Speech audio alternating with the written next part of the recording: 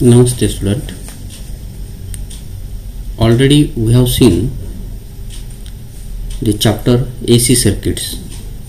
Now our new chapter is dual nature of radiation and matter. Now dual nature of radiation means dual nature of light. That means light behaves as a particle as well as light behaves as a wave. Now also in the 11th standard we have seen there are number of phenomena in light such as reflection, refraction, interference, diffraction, polarization of light, etc. These are explained by considering light consists of wave.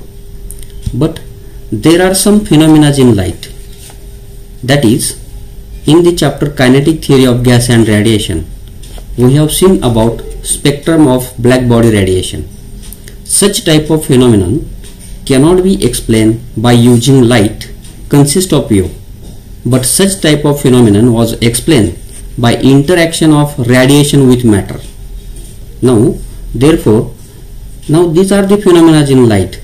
Some of the phenomena are explained by using light consist of wave, and some of the phenomena in light can be explained by using light consist of, that means interaction between the particles and the matter, or radiation and the matter.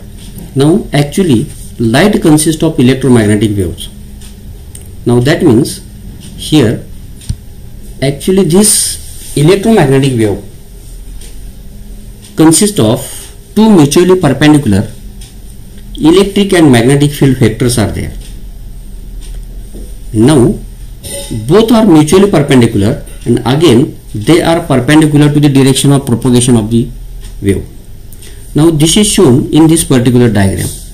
In this diagram electric field vectors and magnetic field vectors are shown, and these both are perpendicular to each other, and again they are perpendicular to the direction of propagation of the wave.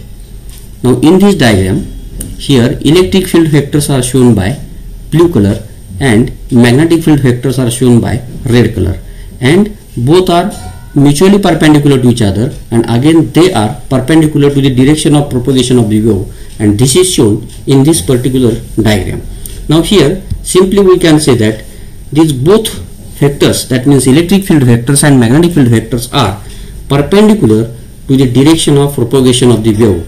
Now again here we can say that according to Planck's quantum theory, any energy radiated or absorbed by oscillating atom is not continuously, but it is a discrete units or packets, and this energy which is radiated or absorbed in the form of E is equal to integral multiple of h nu, where h is Planck's constant and nu is the frequency of oscillator.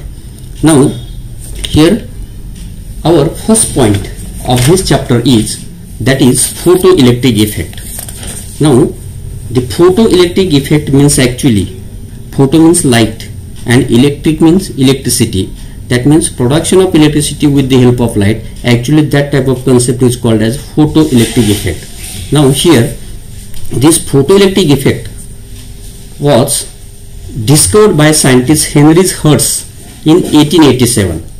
Actually when he was working on the production of electromagnetic waves by spark discharge, he found that when ultraviolet light is incident on a metal electrode, a high voltage spark passes across the electrode. Actually electrons are emitted from the metal surface. Now the surface which emits the electron when illuminated with appropriate radiation is known as photosensitive surface. म्हणजेच याचा अर्थ की ज्या surface वरती appropriate radiation त्या ठिकाणी incident झाल्यानंतर त्याच्यापासून जर इलेक्ट्रॉन इमिट झाले तर अशा पद्धतीच्या ह्या सरफेसला म्हणतात फोटोसेन्सिटिव्ह सरफेस.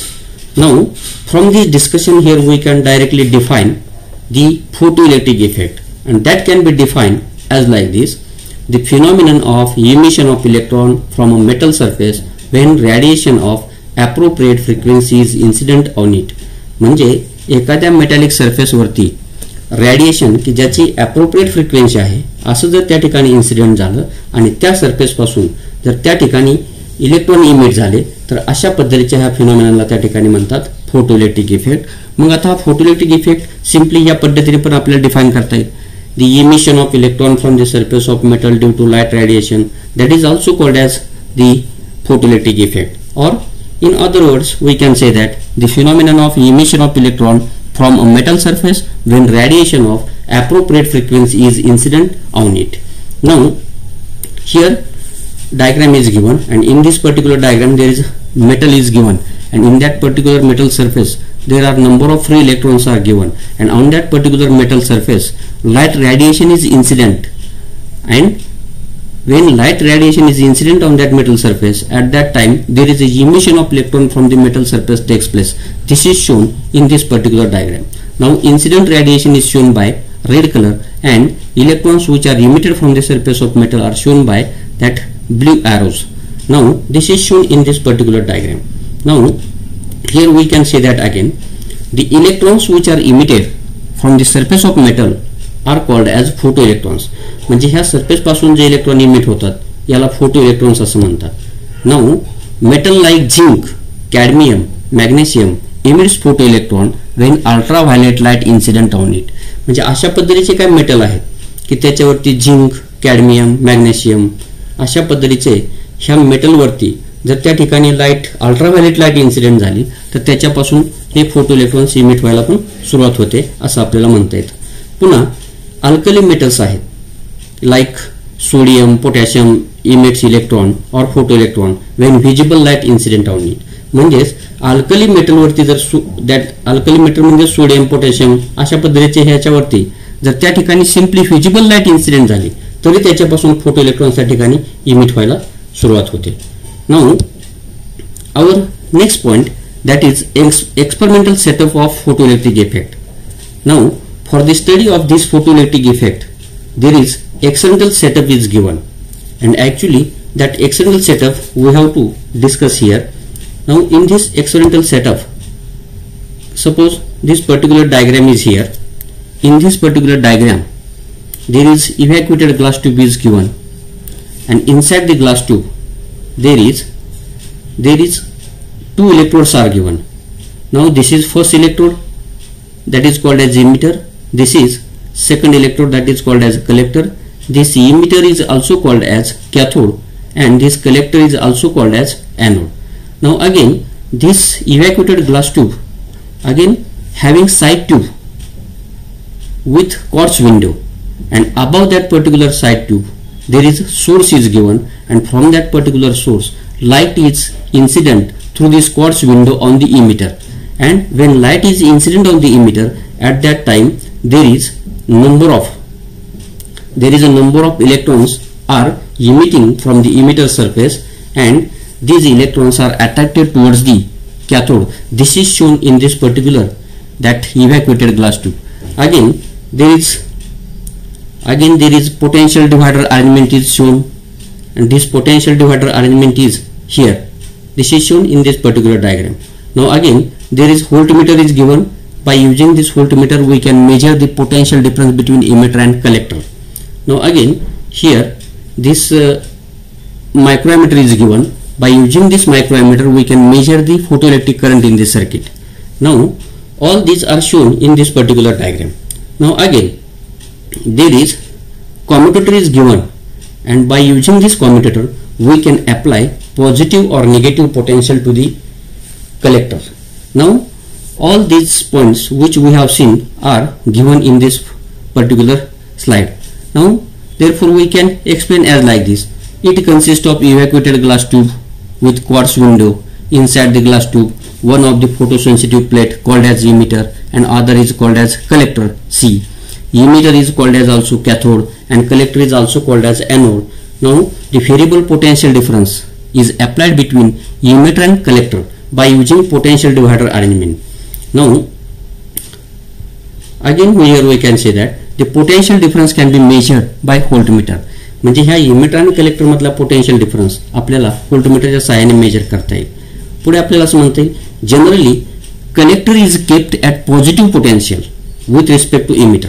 म्हणजे जनरली कलेक्टर हा नेहमी पॉझिटिव्ह पोटेन्शियलला ठेवला जातो with respect to emitter by using commutator की और रिव्हर्सिबल की और रिव्हर्सिंग की. That is we can apply positive or negative potential to the collector. म्हणजे ह्या रिव्हर्सिबल कीच्या सहाय्याने किंवा कॉम्युटेटरच्या सहाय्याने आपण पॉझिटिव्ह किंवा निगेटिव्ह पोटेन्शियल कलेक्टरला त्या ठिकाणी अप्लाय करू शकतो. हे या डायग्रामला किंवा अशा पद्धतीच्या ह्या कन्सेप्टला म्हणतात experimental setup of photoelectric effect. हे सर्व ह्या डायग्राममध्ये त्या ठिकाणी दिलेलं आहे आणि आपल्याला ते या पद्धतीने हे एक्सप्लेन करता येईल. मग आता पुढच्या केसमध्ये पुन्हा आपल्याला म्हणता येतं. Now again diagram is given here. When collector is at positive potential, at that time it accelerates the electrons and that is called as accelerating potential. म्हणजे ज्यावेळेस कलेक्टर हा पॉझिटिव्ह पोटेन्शियलला असेल त्यावेळेस तो कलेक्टर हे सर्व इलेक्ट्रॉन त्या ठिकाणी अटॅक करून घेणार आहे आणि अशा पद्धतीच्या ह्या पॉझिटिव्ह पोटेन्शियलला म्हणतात ॲक्सलरेटिंग पोटेन्शियल. मग आता कलेक्टर हा पॉझिटिव्ह पोटेन्शियलला असेल, इमिटर पासून इलेक्ट्रॉन त्या ठिकाणी इमिट व्हायला सुरुवात होईल. इलेक्ट्रॉन इमिट झाले की ती सर्व इलेक्ट्रॉन त्या ठिकाणी कलेक्टर अटॅक करणार आहे, कारण इलेक्ट्रॉन हे निगेटिव्हली चार्ज पार्टिकल आणि कलेक्टर हा पॉझिटिव्ह पोटेन्शियलला असल्यामुळे तो कलेक्टर सर्व इलेक्ट्रॉन त्या ठिकाणी अटॅक करून घेणार आहे आणि म्हणून अशा पद्धतीच्या त्या कलेक्टरला अप्लाय केलेल्या पोटेन्शियलला की जे पॉझिटिव्ह पोटेन्शियल असतं याला म्हणतात ॲक्सलरेटिंग पोटेन्शियल. मग आता पुढच्या केसमध्ये पण आपल्याला असं म्हणता येतं when collector is at negative potential at that time it retards the flow of electron called as a retarding potential. आता पुढच्या केसमध्ये समजा कलेक्टर आपण निगेटिव्ह पोटेन्शियलला ठेवला तर तो कलेक्टर त्या ठिकाणी इमिट होणारे सर्व इलेक्ट्रॉन त्या ठिकाणी रिटार्ड करणार आहे, स्टॉप करणार आहे आणि म्हणून अशा पद्धतीच्या ह्या निगेटिव्ह पोटेन्शियलला त्या ठिकाणी म्हणतात रिटार्डिंग पोटेन्शियल. मग पुढे पण आपल्याला असं म्हणता येतं when light from source that is monochromatic light from source is incident on the emitter. आता मोनोक्रोमॅटिक लाईट म्हणजे लाईट हॅव्हिंग युनिट वेवलेंथ और सिंगल वेवलेंथ. अशा पद्धतीची लाईट ह्या सोर्स पासून येत असेल आणि ती इमिटरवरती इन्सिडेंट होत असेल तर त्या ठिकाणी इमिटर पासून हे इलेक्ट्रॉन इजेक्ट व्हायला सुरुवात होते आणि जे इजेक्ट होणारे इलेक्ट्रॉन्स आहेत त्याला ऍक्च्युली फोटो इलेक्ट्रॉन्स असं म्हणतात आणि म्हणून आपल्याला इन शॉर्ट असं म्हणता येईल when monochromatic light from source S is incident on the emitter plate, then electrons are ejected from emitter plate and that these electrons are called as here photoelectrons. म्हणजे emitter पासून जे electron emit व्हायला सुरुवात होते याला म्हणतात actually photo electrons. Now here again we can say that there are number of scientist working on photoelectric effect, perform number of experiment and noted their observations. Therefore, our next point is that the observations from experiments on photoelectric effect. मग आता त्या ठिकाणी number of सायंटिस्टने number of experiment त्या ठिकाणी केल्यानंतर त्या ठिकाणी त्यांचे जे काय नोटिफिकेशन दिलेले आहेत किंवा त्यांचे जे काही ऑब्झर्वेशन्स आलेले आहेत त्या ऑब्झर्वेशन्स हे आपल्याला वन बाय वन या ठिकाणी स्टडी करायचे आहेत आणि म्हणून आपला हेडिंग आहे observations from experiment on photo electric effect. मग ह्याच्यामधलं हे पहिलं ऑब्झर्वेशन आपल्याला हे या ठिकाणी घेता येईल. मग आता हे पहिलं ऑब्झर्वेशन हे याच्यामध्ये हे आपल्याला घेता येईल. हे ऑब्झर्वेशन जे आहे ते अशा पद्धतीने म्हणता येईल की when ultraviolet radiation was incident on emitter plate. म्हणजे समजा त्या इमिटर प्लेटवरती अल्ट्राव्हायोलेट रेडिएशन इन्सिडेंट झाले.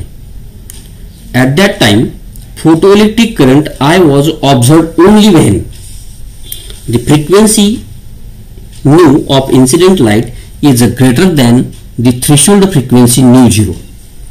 म्हणजे समजा अल्ट्राव्हायोलेट रेडिएशन सोर्स पासून येणारे त्या इमिटर प्लेटवरती इन्सिडेंट झाले तर ह्या सर्किटमधून फ्लो होणारा जो काय फोटोइलेक्ट्रिक करंट आहे, आता हा फोटोइलेक्ट्रिक करंट सर्किटमधून का फ्लो होईल, कारण त्या इमिटरवरती लाईट इन्सिडेंट झाले की इमिटर पासून फोटो इलेक्ट्रॉन्स बाहेर पडणार आहेत आणि हे सर्व फोटो इलेक्ट्रॉन्स त्या सर्किटमधून फ्लो झाले की फोटोइलेक्ट्रिक करंट त्या ठिकाणी तयार होणार आहे आणि म्हणून आपल्याला असं म्हणता येतं when ultraviolet radiation was incident on the emitter plate at that time photoelectric current I was observed only when the frequency of incident light is greater than threshold frequency.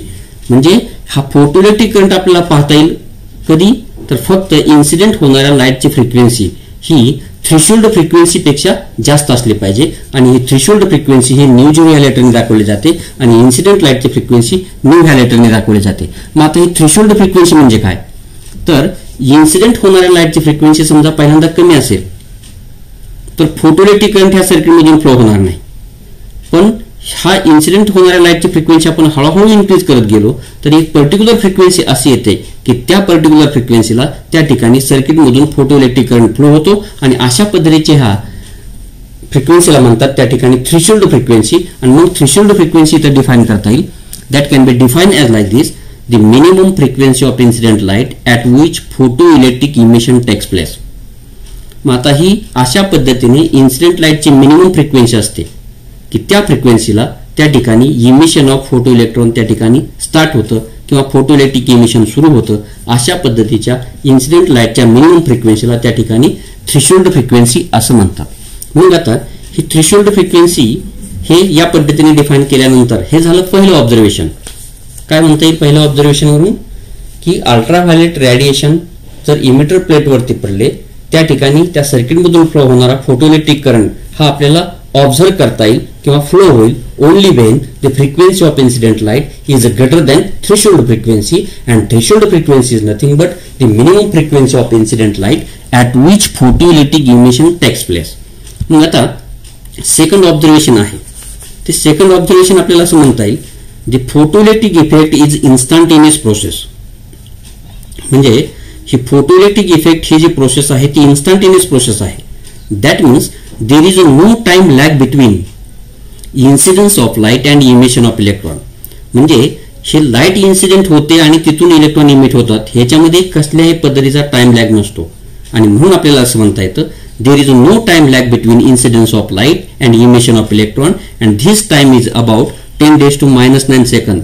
म्हणजे हा जो टाइम आहे हा टाइम 10⁻⁹ सेकंद आहे. अतिशय negligible time आहे आणि म्हणून अशा पद्धतीच्या प्रोसेसला काय म्हणता येतं इन्स्टंटेनियस प्रोसेस असं म्हणता येतं.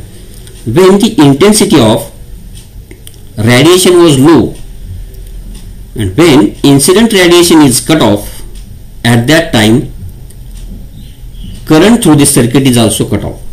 म्हणजे ह्या अशा पद्धतीच्या प्रोसेसमध्ये कोणताही टाइम लॅग नाही आणि ह्या टाइम लॅग नसताना त्या ठिकाणी जरी इन्सिडेंट लाईटची इंटेन्सिटी कमी असेल तरी त्या ठिकाणी हे इमिशन ऑफ फोटो इलेक्ट्रॉन्स हे स्टार्ट होत असतं आणि होत असताना त्या ठिकाणी त्या दोन्ही प्रोसेसमध्ये कोणत्याही पद्धतीचं हे टाइम लॅग नसतो. आणि म्हणून आपल्याला असं पण म्हणता येतं की इन्सिडेंट होणाऱ्या लाईटची जर आपण रेडिएशन कट ऑफ केली त्या इन्स्टंटला सर्किटमधून फ्लो होणारा इलेक्ट्रिक करंट हा झिरो होतो किंवा स्टॉप होतो असं आपल्याला म्हणता येतं. मग आता तिसरं ऑब्झर्वेशन असं आहे: by keeping frequency of incident radiation and accelerating potential fixed.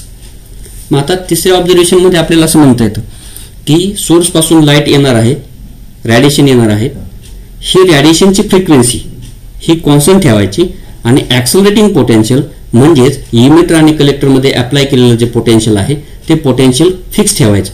म्हणजे ह्या दोन क्वांटिटी जर आपण फिक्स ठेवल्या आता राहिली third quantity that is intensity of light.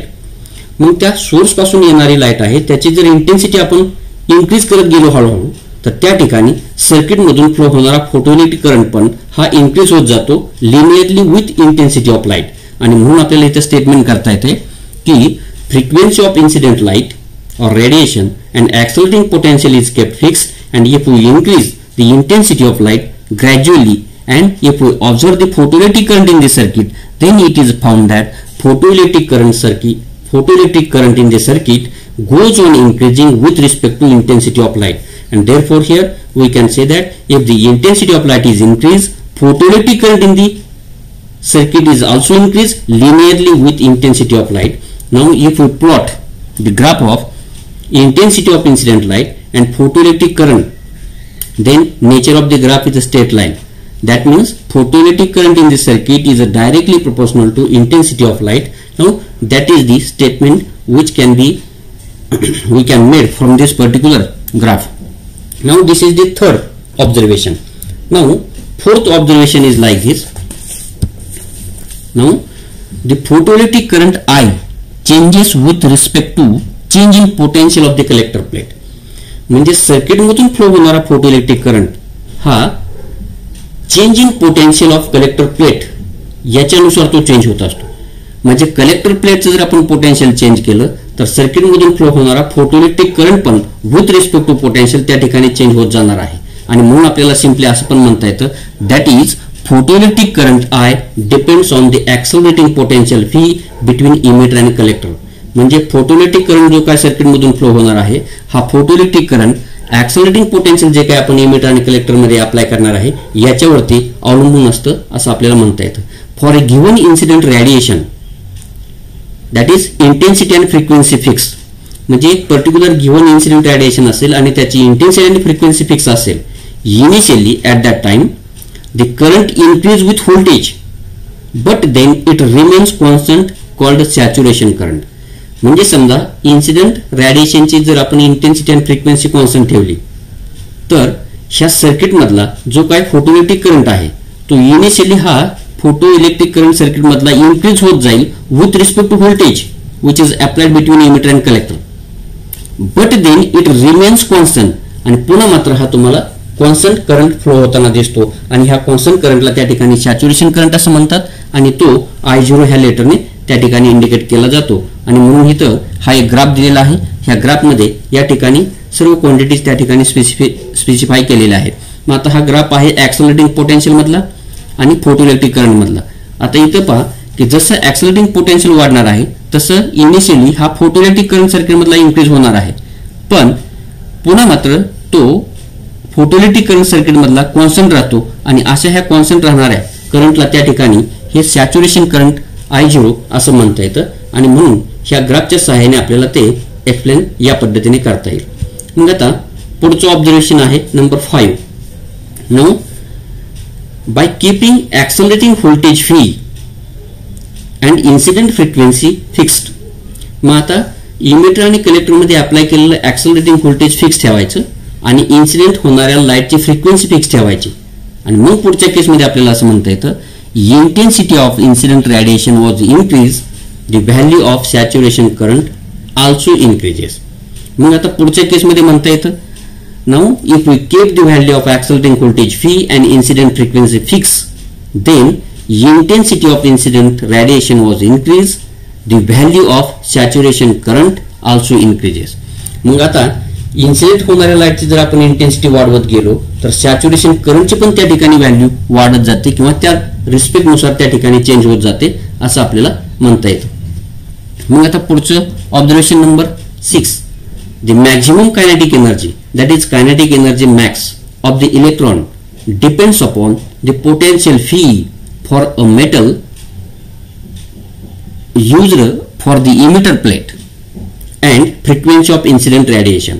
म्हणजे maximum kinetic energy of photo electron की जे इलेक्ट्रॉन इमिटर पासून त्या ठिकाणी इमिट होणार आहेत त्या इलेक्ट्रॉनला मॅक्झिमम कायनेटिक एनर्जी त्या ठिकाणी तयार होत असते. आणि ही मॅक्झिमम कायनेटिक एनर्जी ह्या दोन क्वांटिटीवरती अवलंबून असते आणि त्या दोन क्वांटिटीमध्ये इमिटरला अप्लाय केलेलं जे पोटेन्शियल असेल आणि फ्रिक्वेन्सी ऑफ इन्सिडेंट लाईट. म्हणजे पहा फ्रिक्वेन्सी ऑफ इन्सिडेंट लाईट आणि इमिटरला अप्लाय केलेलं जे काय त्या ठिकाणी पोटेन्शियल असेल किंवा इमिटरवरती ते इमिटर करता जे काय मेटल यूज केलेलं असेल ह्या दोन क्वांटिटीवरती त्या ठिकाणी मॅक्झिमम कायनेटिक एनर्जी अवलंबून असते असं आपल्याला म्हणता येतं. आणि म्हणून इन शॉर्ट आपल्याला असं म्हणता येईल की maximum kinetic energy of electron depends upon the potential phi for the metal which is used for the emitter plate and also it depends upon the frequency of incident radiation. And therefore we can see that here that is maximum kinetic energy does not depends upon intensity of incident radiation. म्हणजेच हे जे electron त्या ठिकाणी emitter पासून emit होणार आहे त्याची maximum kinetic energy ही incident होणाऱ्या लाईटच्या इंटेन्सिटीवरती अवलंबून नसते असं आपल्याला त्या ठिकाणी म्हणता येतं. आणि मग 7 नंबरचं ऍप्लिकेशन किंवा 7 नंबरचं ऑब्झर्वेशन असं आहे if negative potential is applied to the collector plate.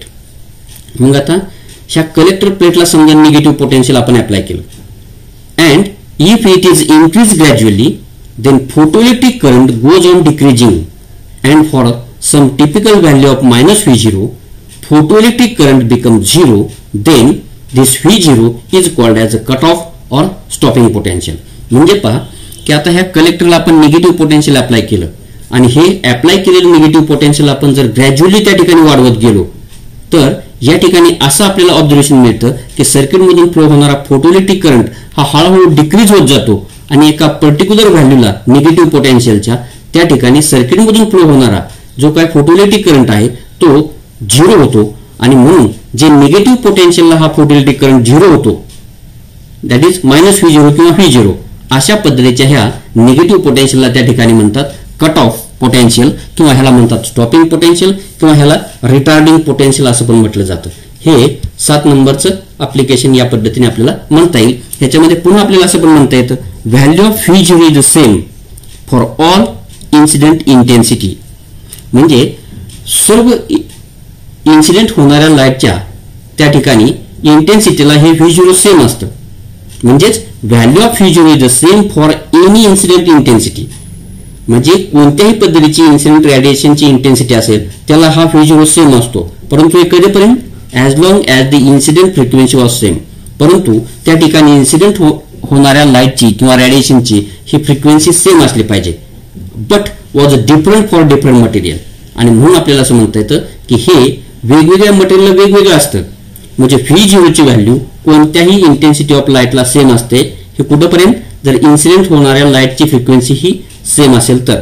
पण हेच V0 ची व्हॅल्यू ही वेगवेगळ्या मटेरियल करता वेगवेगळी असते. म्हणजे इमिटर करता जे मटेरियल यूज केलेलं आहे ते मटेरियल कोणत्या पद्धतीचं आहे ह्या मटेरियलवरती त्या ठिकाणी V0 ची व्हॅल्यू अवलंबून असते. आणि म्हणून इन शॉर्ट आपल्याला असं म्हणता येतं V0 is a different for different material. हे 7 नंबरचं ऍप्लिकेशन.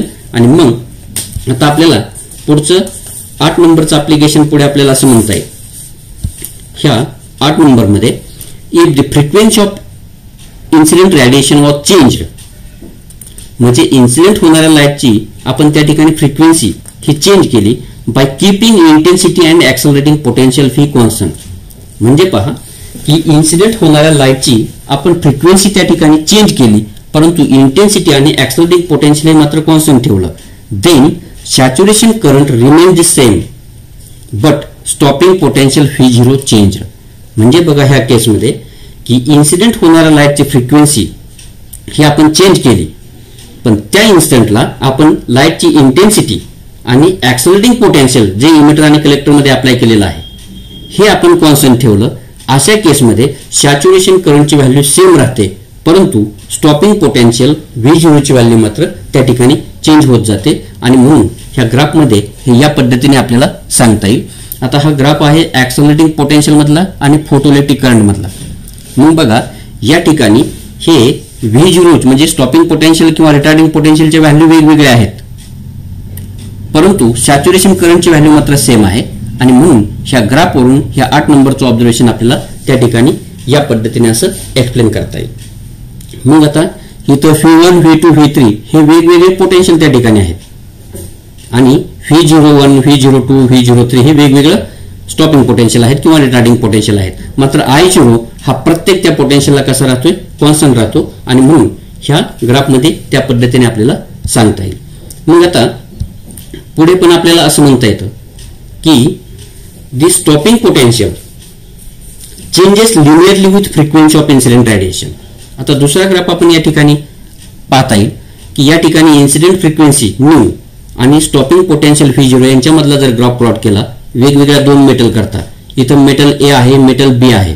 इथं μ0 आणि μ0 डॅश या ठिकाणी हे आहेत ह्या थ्रेशोल्ड फ्रिक्वेन्सीज आहेत आणि φ0 आणि φ0 डॅश हे फोटोइलेक्ट्रिक वर्क फंक्शन असतील. मग आता इथं आपल्याला असं म्हणता येतं की stopping potential changes linearly with frequency of incident radiation. म्हणजे जसं इन्सिडेंट रेडिएशनची फ्रिक्वेन्सी चेंज होईल तसं स्टॉपिंग पोटेन्शियल हे त्या ठिकाणी चेंज होते with respect to that frequency of incident radiation. For different metals the slopes of such straight lines were the same but the intercept on frequency and stopping potential axis were different. म्हणजे ह्या 2 straight लाईनचे slope मात्र same येतील परंतु intercept जे frequency axis वरती आणि stopping potential axis वरती मात्र हे वेगवेगळे येतील. हे अशा पद्धतीने आपल्याला त्या ठिकाणी सांगता येईल. आणि मग आता 9 नंबरचं जे ऑब्झर्वेशन आहे ते ऑब्झर्वेशन या पद्धतीने आहे. The photoelectric current that is the number of electrons depends on the intensity but not on the frequency of incident radiation. म्हणजे फोटोइलेक्ट्रिक करंट सर्किट मधला किंवा number of electrons which are emitted from the emitter depends on the intensity. म्हणजे लाईटच्या इंटेन्सिटीवरती हे number of electrons अवलंबून असतात किंवा सर्किटमधून फ्लो होणारा फोटोइलेक्ट्रिक करंट अवलंबून असतो. परंतु हा फोटोइलेक्ट्रिक करंट किंवा नंबर ऑफ इलेक्ट्रॉन्स हे फ्रिक्वेन्सी ऑफ इन्सिडेंट रेडिएशनवरती अवलंबून नसतात असं आपल्याला म्हणता येतं.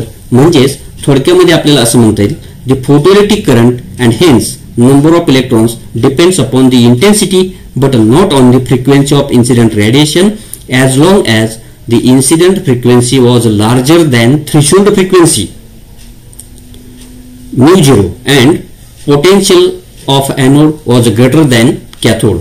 म्हणजे हे कुठपर्यंत शक्य आहे तर इन्सिडेंट लाईटची फ्रिक्वेन्सी ही लार्जर दॅन थ्रेशोल्ड फ्रिक्वेन्सी असली पाहिजे आणि एनोडला अप्लाय केलेलं पोटेन्शियल हे कॅथोडपेक्षा जास्त असलं पाहिजे. अशा केसमध्ये photoelectric current in this circuit किंवा number of electrons which are emitted from the emitter depends on the intensity but not on the frequency of incident radiation.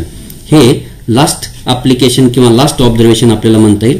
आतापर्यंत पहा की आपण या ठिकाणी हे आतापर्यंत डिस्कस केलं की फोटोइलेक्ट्रिक इफेक्ट म्हणजे काय, त्याचा कन्सेप्ट, मग त्याच्यावरती डेफिनेशन विचारली जाते. पुढे आपण external setup of photoelectric effect पाहिला. ह्याच्यामध्ये मोठा क्वेश्चन विचारला जातो, explain the external setup of photoelectric effect, किंवा त्याच्यामधील जे ऑब्झर्वेशन्स आहेत ह्या ऑब्झर्वेशन्सवरती हे लहान लहान शॉर्ट आन्सर टाईप क्वेश्चन त्या ठिकाणी विचारले जातात किंवा एमसीक्यूज विचारले जातात. ते काळजीपूर्वक त्या ठिकाणी करणं गरजेचं आहे. त्याच पद्धतीने आपण तिथं पुढे एक डेफिनेशन थ्रेशोल्ड फ्रिक्वेन्सीची पाहिली होती.